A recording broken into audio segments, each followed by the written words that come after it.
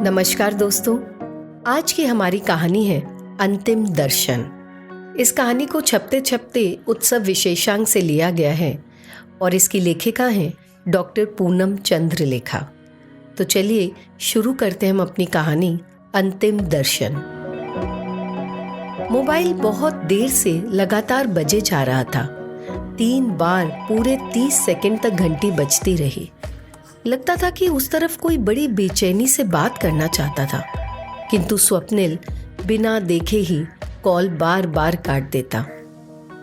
इतवार का दिन, फुर्सत का दिन, परिवार के साथ हंसी खुशी और मौज मस्ती करने का दिन।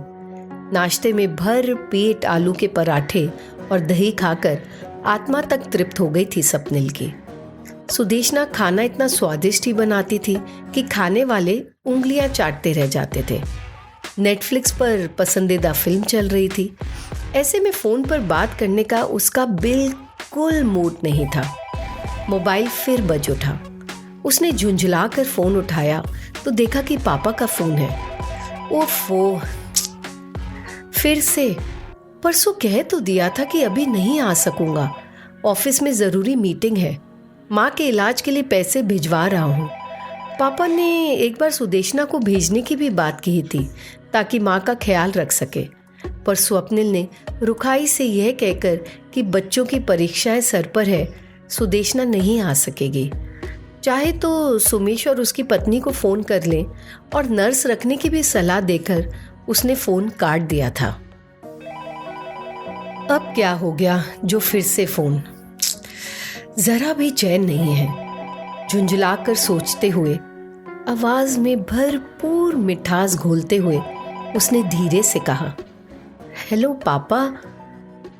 कैसे शब्द जैसे उसके हलक में ही अटक गए। हालचाल पूछना चाहता था, पर वाक्य पूरा भी ना हुआ था कि दूसरी ओर से आवाज आई, तुम्हारी माँ चल बसी। ओह, अरे कब, कैसे, क्या हो गया? एक साथ लगातार कई प्रश्न जड़ दिए। बस अभी 10 मिनट पहले उधर से फोन कट चुका था।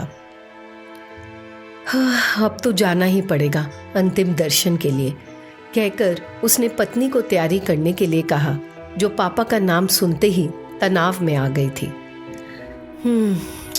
कहकर पत्नी जोर जोर से पैर पटकते हुए चली गई पैकिंग करने। नई दिल्ली से अलीगढ़ ही तो जाना था, सो घंटे भर के भीतर ही स्वप्निल अपने परिवार के साथ कार से अलीगढ़ के लिए रवाना हो गया। पड़ोसी, मित्र, रिश्तेदार, छोटा भाई सुमेश और उसका परिवार आंखों में आंसू लिए ड्राइंग रूम में जमीन पर बैठे थे। एक और पापा चुपचाप शांत मुद्रा में बैठे थे। कमरे के बीचों बीच एक बड़ा सा गोल लाल रंग का घेरा बना हुआ था, जिसके एक किनारे पर स्वास्तिक का चिन्ह बना था। सफेद रंग के रुमाल जितने बड़े कपड़े के नीचे कुछ ढका हुआ रखा हुआ था। कपड़े के ऊपर सफेद चमेली के कुछ फूल भी रखे हुए थे। पूरा कमरा अगरबत्ती व धूप बत्ती के सुगंधित धुएं से भरा था। वायुमंडल में तैरती गायत्री मंत्र की धुन वातावरण को पवित्र और दुखमय बना रही थी। सब चुप और शांत थे।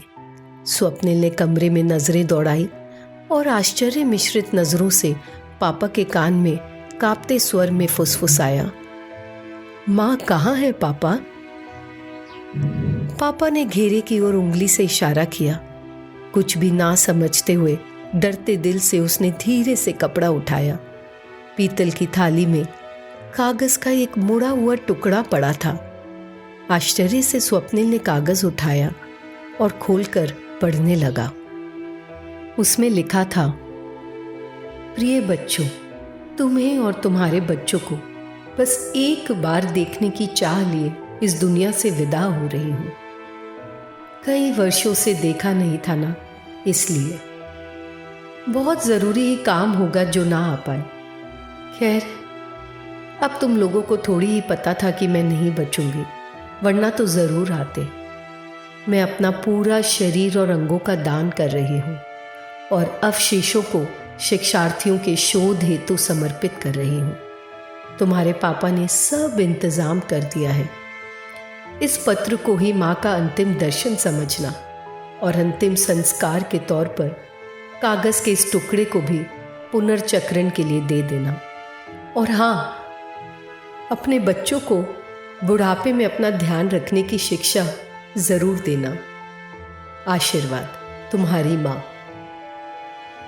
स्वप्निल हाथ में फड़फड़ाते उस कागज के टुकड़े को तो कभी 10 वर्षीय अपने बेटे को देख रहा था जो कोने में बैठा मोबाइल पर गेम खेल रहा था।